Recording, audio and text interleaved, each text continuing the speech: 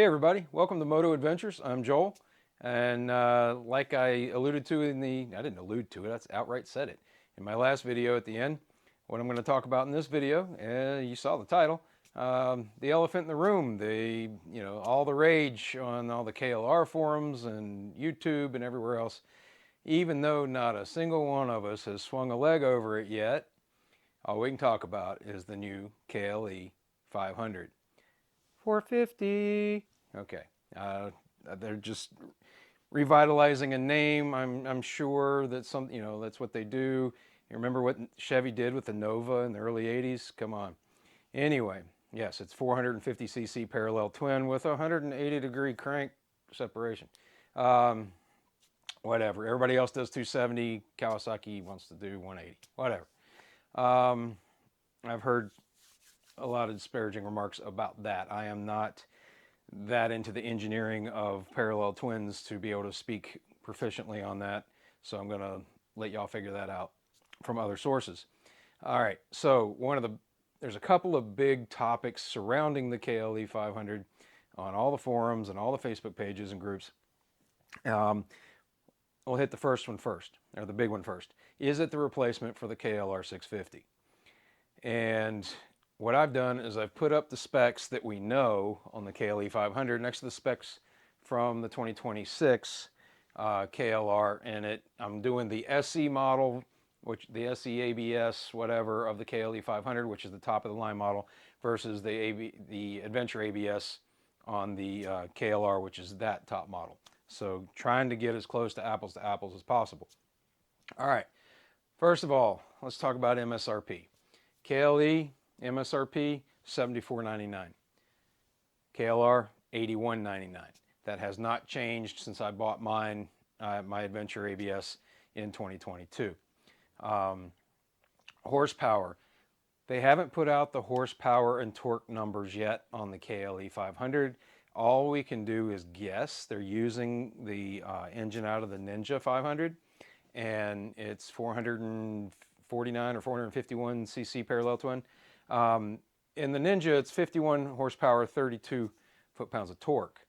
Unfortunately, that's way up the RPM range from where KLE riders are going to need it. So I'm sure they've had to change the fuel map, the ignition curve, the gear ratios, everything. At least, for the chain, not in the transmission. That would be too expensive, I'm sure. So what those numbers are going to be, we do not know. Most of the 450 class, light adventure class, is in the 44 horsepower range. That would be, to me, more realistic because they're going to have to bring the power curve down much lower for it to be used at off-road at all. So thinking the torque numbers aren't going to be much better. To get power through an engine is an air pump. How much power you get out of it is how much air can you get out of or through it, into it and back out of it in a given time frame. So, and we look at that as an RPM. So to get enough air through that engine to pump out this number, 51, you have to spin it a lot of times, right? So high RPM. I'm just really thinking the horsepower and torque numbers are not going to be anywhere close to 51 and 32. KLR, 40 horsepower at 6,000. I don't like taking mine to 6,000. I don't know about you. Big old thumper. Torque at 39.1 foot-pounds at 4,500 RPM. So everybody knows that KLR can just tractor up a rock garden uphill. I've done it. Anybody that's ever ridden them off-road has probably done it. They're great for that. That's what the KLR is known for. That's its bread and butter.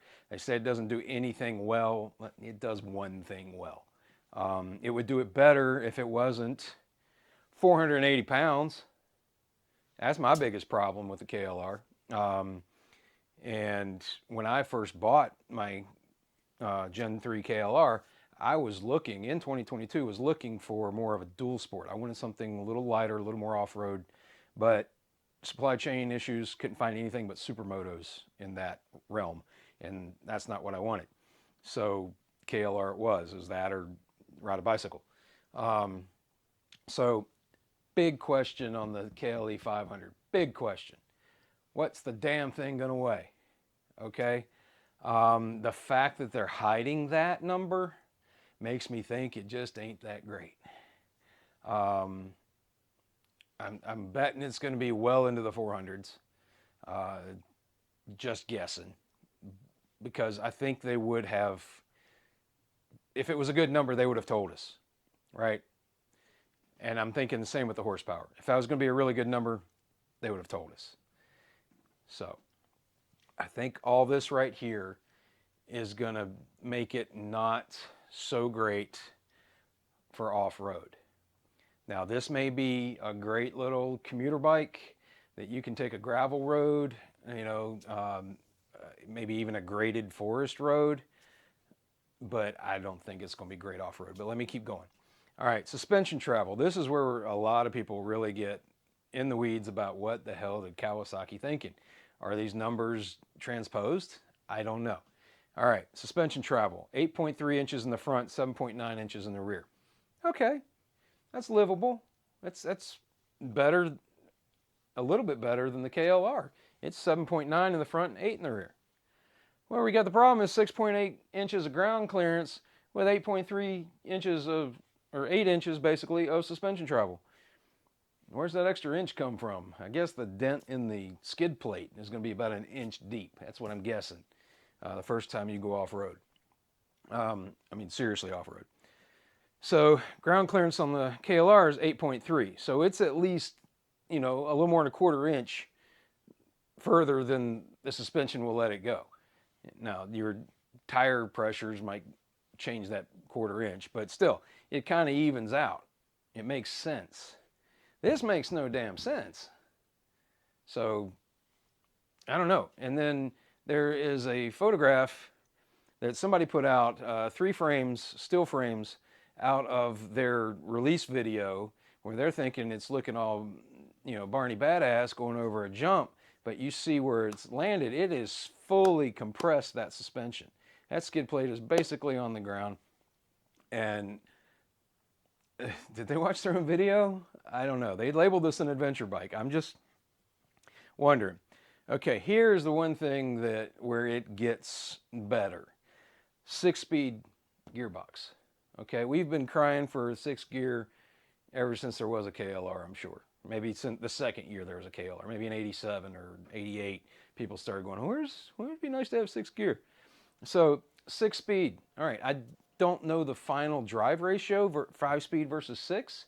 It may be the same. This 6-gear or 6-speed may not help it at all on the interstate. It may help spread the gears down low so that it has some off-road usability. Who knows? So I don't know how overdrive that is or not. And to be honest, I don't even know if the 5th gear in the KLR is overdrive or is that 1-to-1. Is that the 1-to-1 gear? I don't know. Most 5 speeds, 4th gear is the 1-to-1. 6 speeds, 5th gear is the 1-to-1. So I don't know. I haven't found the ratios. But, all right. So where we start getting into a few more differences between the KLE and the KLR. KLE has ride modes, right? It has the TFT, especially the SE model has a TFT on it. You got ride modes that you can switch in between. That's cool. I've got that on my latest bike. I don't use it. I just leave it in the fastest mode and just, that's my ride mode, sir. Okay.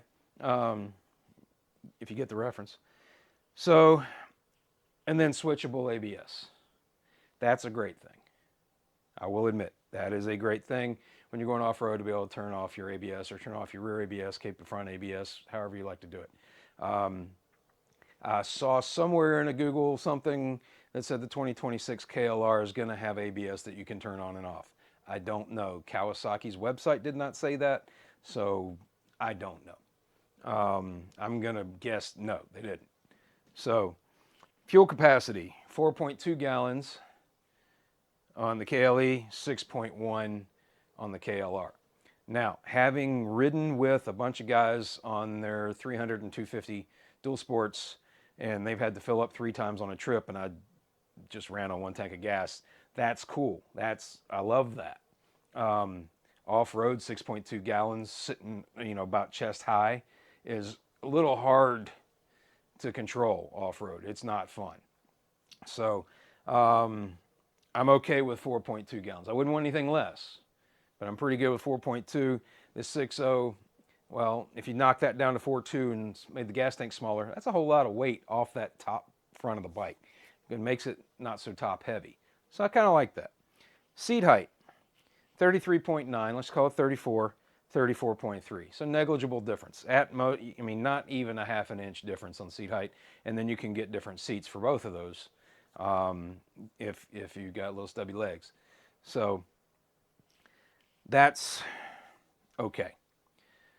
Now, everybody's like, is it the replacement for the KLR? I really don't think so. I think they are too different for this to replace this. Okay? The Tenere did not replace the DR650, right? So, not that this is a Tenere. It kind of looks like a Kawasaki version, but it's not. But still, that's what I'm saying. That they have a better adventure bike out there than the DR650, but they kept it.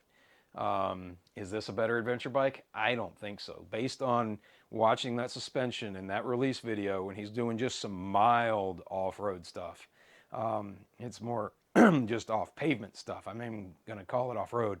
Definitely not single track or anything like that. And that suspension is used up. Getting a little hoarse.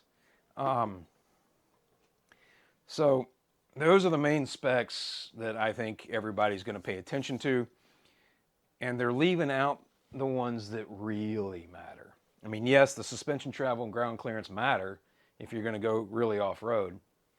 But like somebody in a comment section on one of the KLR pages today mentioned to me, personally, was most people that buy an adventure bike never even leave pavement. And if they do, it's a gravel road, maybe a dirt Forest Service road, and that's about it. Most people buy into the possibility of adventure riding, okay?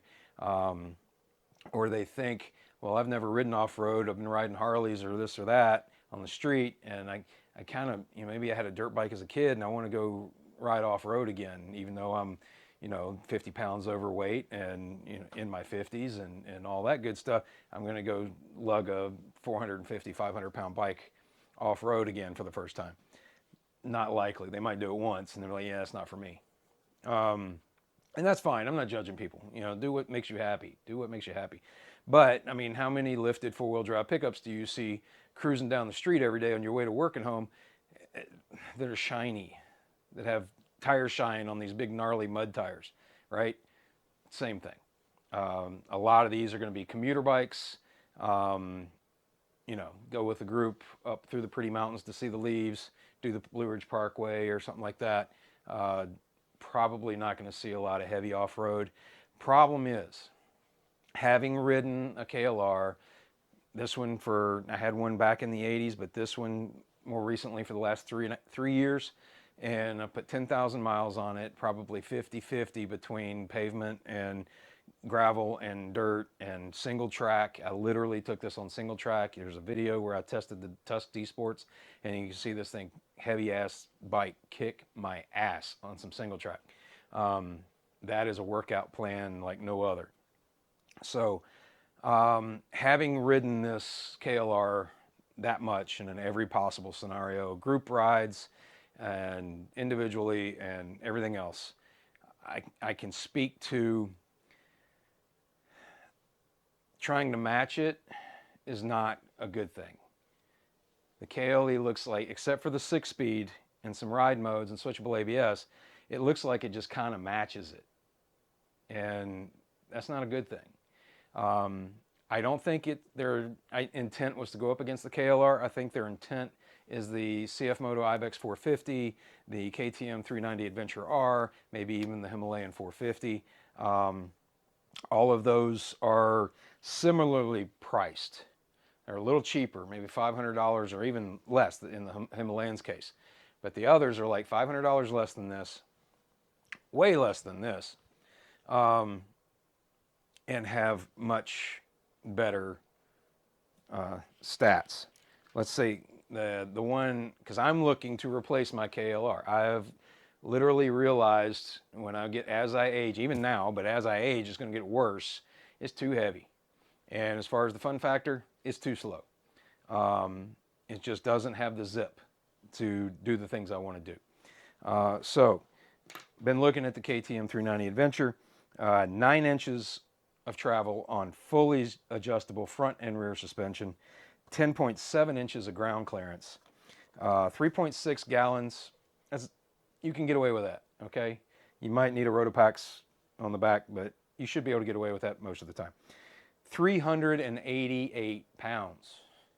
The IBEX 450, 386 pounds. Okay? 480. Almost a full 100 pounds more in the KLR. The other two, the IBEX and the KTM, are about 45, 44 horsepower. So you've got 10% more horsepower and 100 pounds less weight. And an extra inch of suspension travel and an extra 2.5 inches of ground clearance and 6 speeds for both of those. $7,000 roughly per bike, 34.3 inch seat height, same as the KLR. So that can be intimidating. That 34-inch seat can be intimidating. I mean, I've got, 32-inch inseam. I'm still in the balls of my feet. So, but you take 100 pounds off of it, it's a whole lot nicer, I'm sure. I'm going to bet. So, anyway, I think the KLE, while some people are going to like it, I think as a whole, it is a swing and a miss by Kawasaki. And if you look at a lot of their other bikes, they are just like kind of lackadaisical when it comes to the performance of their bikes. A lot of them are just, I've heard them described as wet noodles. And I think the KLE is going to be a lot of hype, but a wet noodle. It's just my personal opinion based on the stats. And I know rideability and fun factor and all that is in the seat of the pants and the handlebars. And you can't really tell until you ride it. I would just say don't make the same mistake I made when I got the KLR and buy it before you ride it. Find a demo day before you spend $7,500 on something that's probably going to be a glorified gravel bike. Just my opinion. They're like assholes. Everybody's got one, right? But mine doesn't stink. So, just so you know. My opinion might. Anyway, that's what I think about what we know so far about the KLE500 450.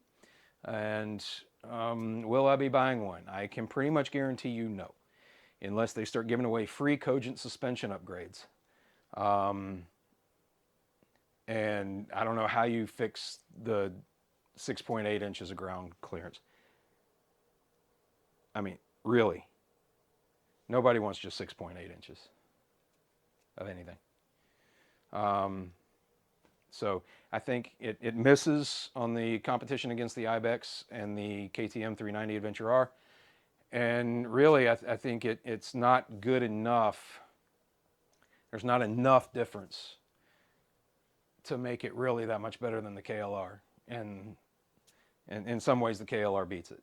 So I think torque is going to be a huge one. Ground clearance is another one. And those are things you're just not really going to be able to catch up on the KLE. You're not going to be able to upgrade that. Maybe there's going to be a reflash where you can get some torque out of it. You're not going to get 40 foot-pounds. I promise you that. They might lower this 32 down in the RPM range with a new ECU, but they're not going to get more than 32. No, it can't compete with the KLR in the tough technical stuff. It can compete with the KLR going to get coffee at Starbucks. Or going down the interstate or something of that nature. It is not going to compete with the KLR where it matters to people that do want to do some more serious off-road. And I'm not talking necessarily single track, because the KLR is not really great on that either. But at least some, if you're from the North Carolina area, like a Highway 105 and some of those more, chunkier, rutted up, rocky BDR sections even. I think the KLR is going to kick its ass. And that's funny to say about any bike. So anyway, that's all I've got on this topic. Until we get to ride them, and there are some reviews from, you know, Big Rock Moto and Dork in the Road and any of those other guys, Swanky Cat, whoever, can get their hands on some early versions and come out with some real good info. I think that's all that needs to really be said. I'm going to switch gears and start working on other things. I think I'm going to take the KLR up to the mountains this weekend, so hopefully get some footage of that. It's been raining to beat the band all week, so it should be good and muddy. So with those Mitas EO7 tires, I will probably be practicing my lifting out there. So anyway, all right, appreciate it, guys. Like, subscribe, and hit the dingy button and all that good stuff. In the comments, tell me where you think I'm wrong. Tell me where you think I'm amazing and the smartest person you ever heard. Tell me whatever you want to tell me, but just do it down in the comments, and let's see where it goes. All right. Peace. Catch you on the next video.